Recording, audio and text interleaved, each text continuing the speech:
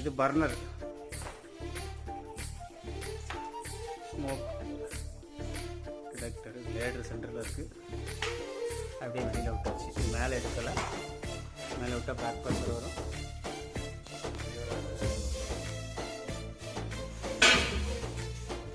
அப்படியே ஸ்ட்ரைட்டாக எடுத்து வெளியில் கொண்டு போய் அரை அடி எக்ஸ்டெண்ட் பண்ணி ஸ்லோப்.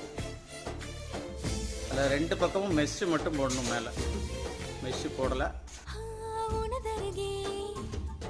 இதில் 1 feet box, 3 piece, straight roof, ரூஃபுக்கு மேலே பெண்டு, ஹோட்டல் சைடு நான் தூங்கும் நேரத்தில் என்னுள்ளே தூங்காமல் இரண்டெல்லாம் போட்டு